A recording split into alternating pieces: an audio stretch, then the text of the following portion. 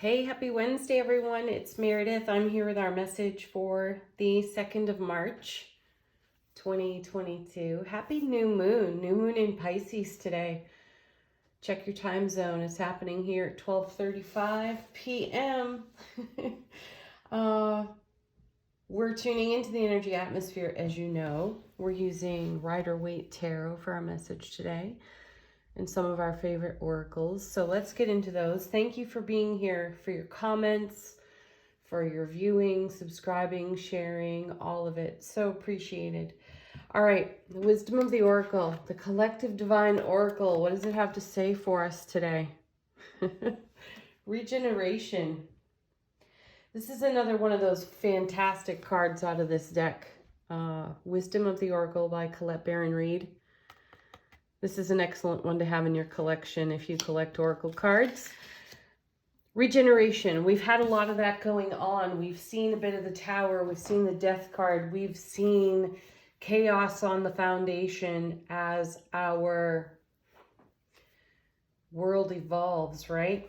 So the Regeneration card in this deck, for me, you see a bit of scorched earth. You see some new growth. You see some sparkling white light from the divine. And I feel that that's the beautiful fuel that makes this regeneration happen at all, right? And that scorched earth there for us on the card may have a lot to do with our ego voice, our should list, how we should upon ourselves or others or situations and circumstances. So the regeneration energy here has us turning the soil over for ourselves so that we are in keeping with the seeds we've already planted. You know, this is going to spark a whole lot of new growth. And what a great day to have this card on a new moon. We're at the beginning of a cycle. So let's be aware of our inner dialogue. Let's be aware of how we are speaking over our now moments.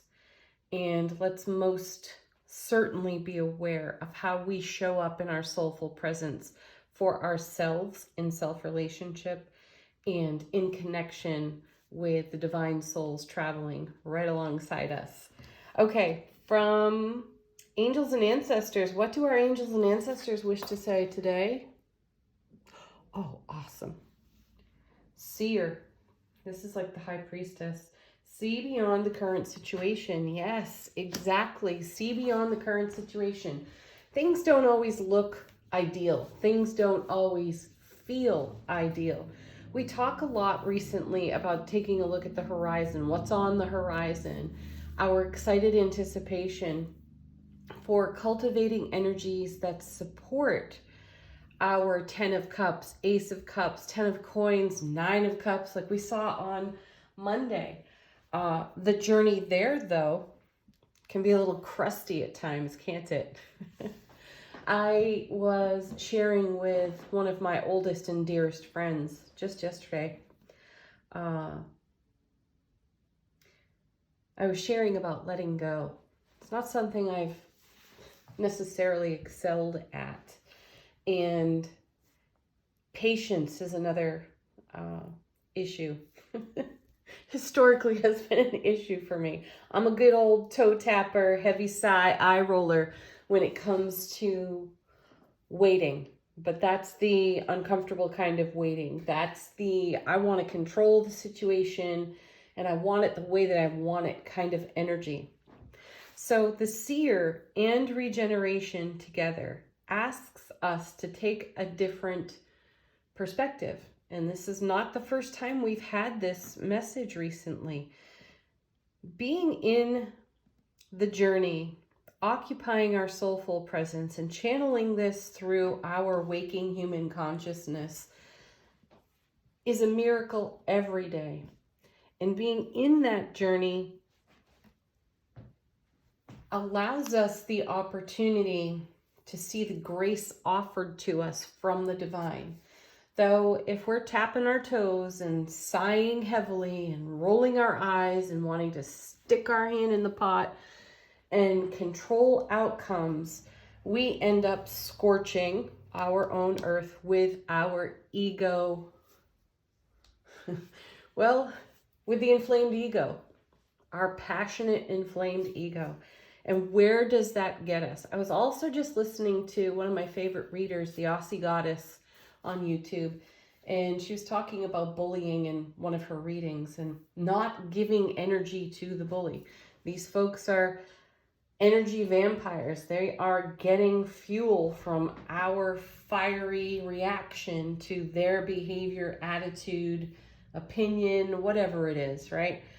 And how do we do that to our own selves? How do we bully ourselves? It's a good question. It's a good consideration. You know, are we turning over something out of our past that is setting fire to our current foundation? You know, from prior readings, we've been seeing, as I mentioned earlier, 10 of Cups, Ace of Cups, 9 of Cups, 10 of Coins, and so much more. So how can we see things differently? How can we listen to our inner oracle and our inner seer and hear those truths whispered, even when our feisty ego is all fired up and wants to tell a different tale? I'm glad that this message is coming along in repeat for us, because it's quite clear that we've all got pebbles in our shoes from just this kind of scenario.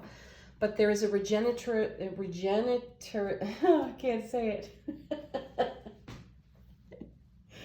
There is an evolution of regeneration taking place for us, and we have a whole lot of fantastic energy to invest in that. So why resurrect some of the old BS and continue to invest that? So let's consider it, see what happens.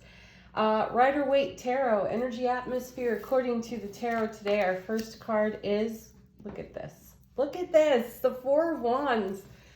I love the persistence of this card. I love how it just continues to show up and bless us with happiness, stability, and joy. This is what we're grounding to our now moment.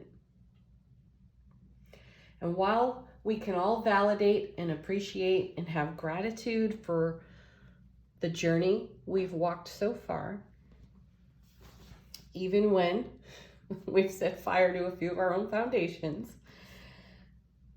this is what we are in creation with and for. This is something that is always evolving for us, this beautiful Four of Wands. It's the 1111 card. It's the step through the portal of happiness. Choose love. Yes, every single time, continue to choose love, no matter how often we find ourselves kicked back to this line of embroiled thoughts, persistent reconsiderations of prior experience. This now moment is an opportunity to switch that up. And how do we do that? We come to our inner truth, our inner wisdom, and all of the experience that we have gleaned from hindsight. And if each and every one of us looks in hindsight for just a few minutes, you will see how our Tower moments, our Three of Swords, our Five of Cups, our most challenging moments came with a grace, an unexpected grace. And within that grace is this stable, happy, loving, blissful Four of Wands. We might not have enjoyed it. We may never want to repeat it. Though if we continue to tell ourselves stories about it, we will. So check yourself. How are you contributing to your Four of Wands today? Oh gosh, well, there's the devil, and there's the temptation to go to the comfort and familiarity of what has been known. We've all experienced it, the temptation of that story, the comfort of it, and then the desire to change it. Though in what energy are we making change?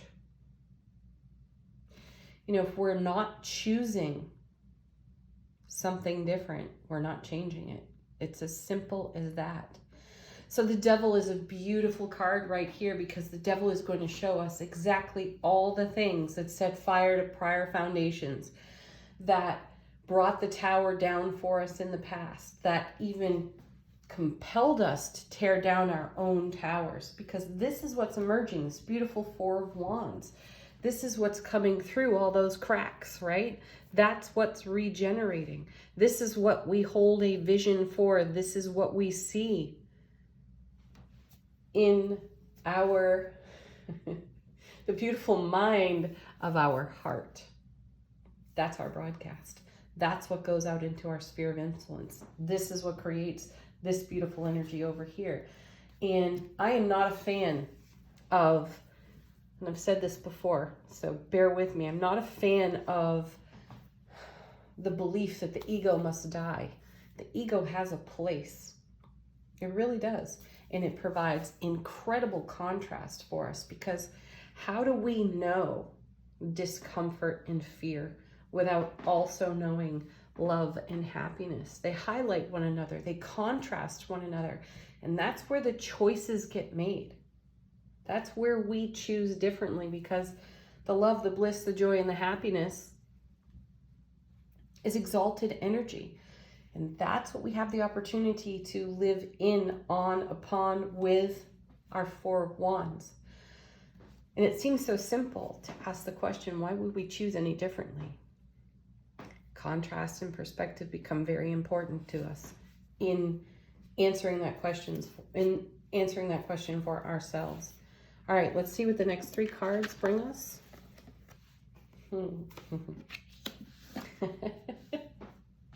You know, we can stop right there. I will turn over the other two cards. We will look at the bottom of the deck. However, we could stop right here with the Magician. Do you see what is happening here? The cards are demonstrating perfectly what we're talking about. The Magician is all about as above, so below. There he is in his little disco pose, right? This is bringing heaven to earth. And a little bit of the contrast, perspective, temptation of the devil is required, because it gives us a greater vision for making change, choosing to change energies that don't serve, that don't add to the investment of our Four of Wands. And then, oh, perfect. We have the Ten of Wands, and had this dude on Monday. He was our first card out. Now he's our last card out. We have the Knight of Swords. I love this because it tells us we've made that choice to move in the new direction. As we talked about it the other day on Monday, it was putting ourselves at the point of our own sword and taking action. And look at this. We're charging at our own Ten of Wands. So a note here about the Ten of Wands. I know in tarot it's traditional message. It's all about setting down a burden.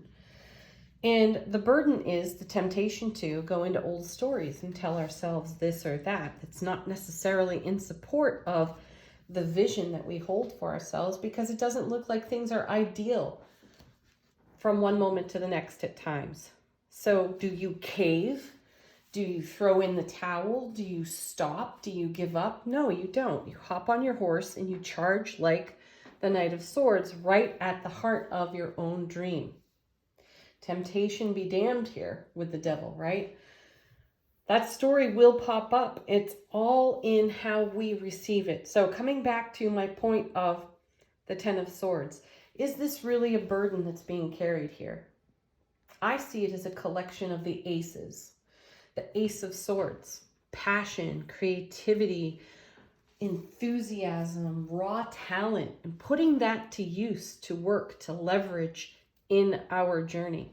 And does it get heavy? Certainly it does. But this is fuel for our passionate fire.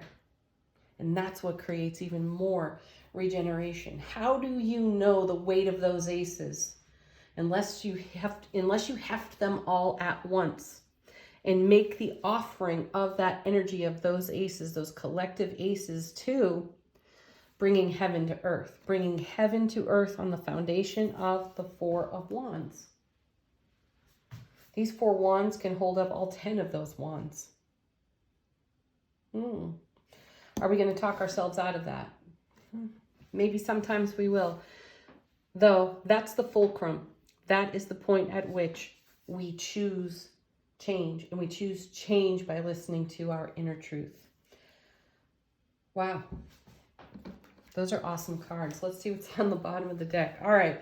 As if we don't have enough momentum here with our Knight of Swords, we now have the Chariot. Dynamic movement forward, charging ahead, not stopping, not giving up, directing our will in love, bliss, joy, happiness, and harmony, because that is the most stable foundation we could ever create.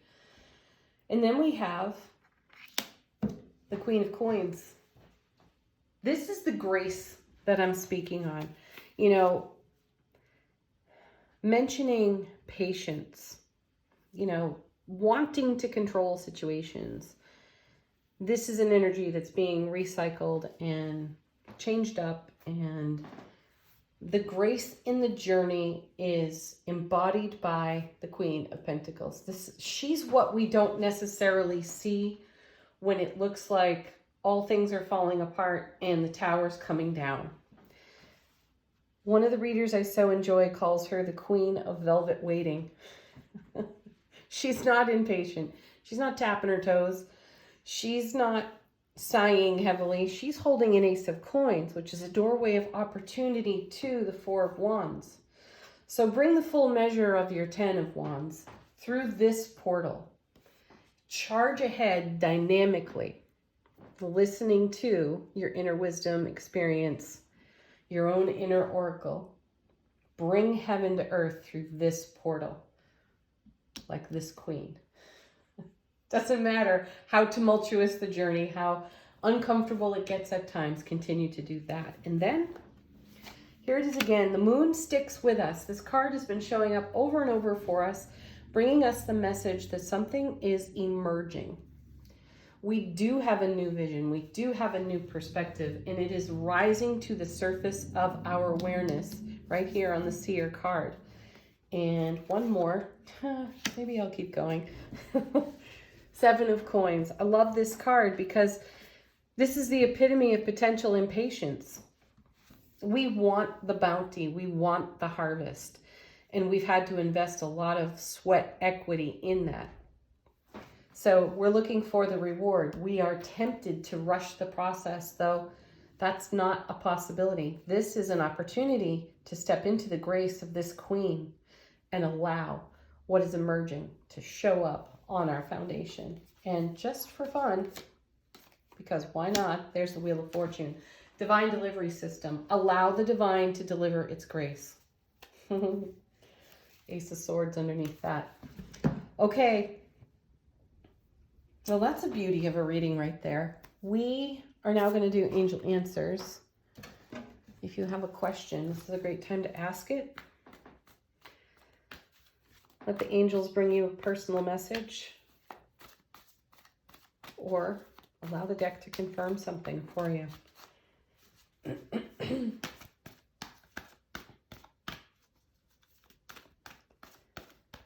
Our first card. Love this. Yes. The sweet, simple, lovely yes. Just say yes. Keep yes in your field. That's what I feel is at the core of this card. If you've got your arms crossed over your chest and you're stamping your foot and declaring no, that's the old story of the devil, right? That's your scorched earth. And that does not allow this beautiful flow that's happening in the cards to arrive on the foundation. So keep yes in your field. Because this is our favorite card. That's my favorite card. So I'm just going to declare that it's our favorite card. Big, happy changes. You know it. I have to say it. It's the happy that makes the big change. And that is a choice. Oh, gosh. Here it is. Look at that. Flipping over in the deck. Let go. Because I continue to need that reminder too. Okay. One more. Fantastic. I love that we have this because we've got the Knight of Swords, we have the Chariot, and now we have take action. And you know exactly what action to take. Get into the beautiful mind of your heart space and live from there. Okay, last card, point of contemplation for the day from Divine Abundance. We have delusion. Ooh, I like that. That connects us right to the Devil card. And that's what happens with these stories we tell ourselves. The temptation to go there creates a delusion for us. And the ego just loves that crap. Okay. Intention without surrender can be a fast path to delusion. What is surrender to you? Some would say it is yielding. So let's yield to our heart. Let's yield to this gorgeous foundation on the Four of Wands. Let's step through that portal, channeling our inner seer, and take action from there as we simultaneously allow everything that is out of service for us to cycle off the foundation and let the divine delivery system bring it, whatever it is for you. Have a gorgeous Wednesday. Enjoy this beautiful new moon today. Not only is the moon in Pisces, I think there are 3 other planets in Pisces at this time. So check that out because I don't know what they are. So we have a strong Pisces atmosphere. Things could get quite emotional, and that can be good because laughter is emotional too. Peace, love, happiness. Namaste.